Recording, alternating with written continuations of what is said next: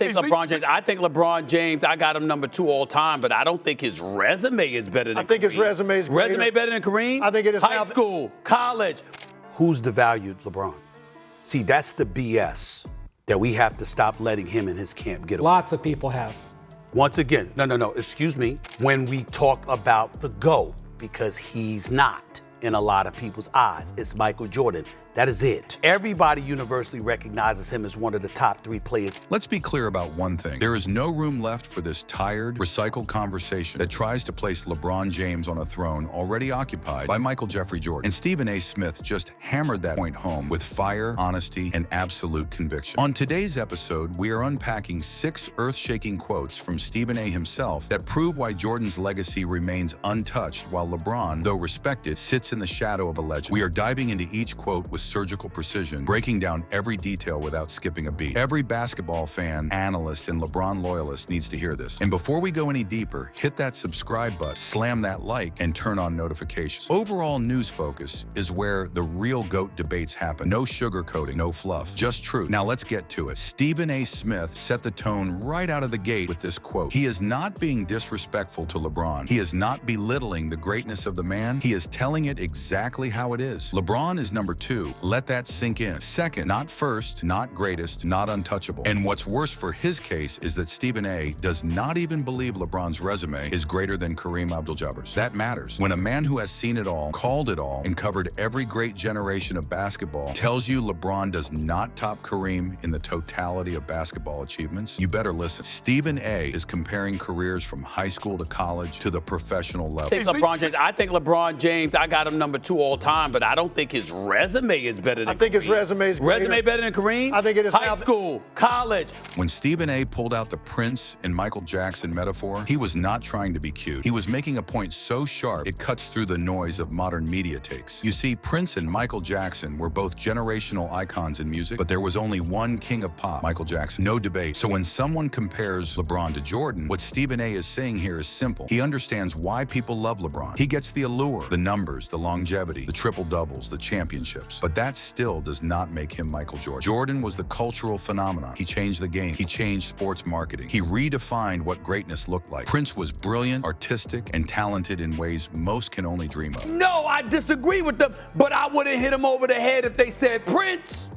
I would sit up there and say, well, that is Prince that they brought up here. Okay, right. Prince and Michael Jackson, not nobody else. This quote reveals the core of why LeBron James will never be Michael Jordan. Stephen A. is laying bare the truth that no stat sheet can cover up. It is about mentality. It is about mindset. It is about the struggle to rise when the pressure is heaviest. When LeBron finally won that first title in Miami, it was a redemption arc that felt overdue. But what Stephen A. is pointing out is that LeBron needed others to light that fire in him. Dwayne Wade, Pat Riley, veterans, mentors, people who had to remind him that he was great. I think that if you take LeBron James since he won the title and you compared it, it's debatable. Yeah. Now, my issue is those first years that it took you to win the championship.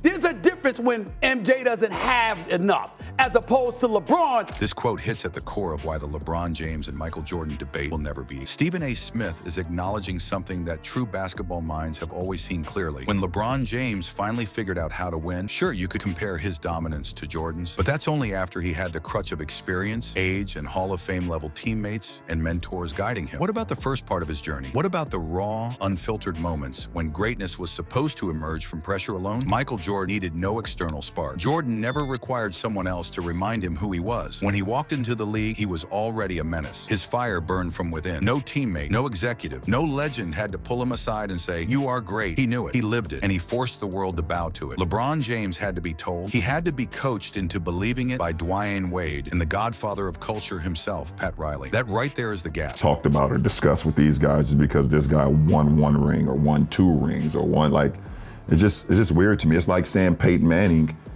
can't be in the same room with Brady.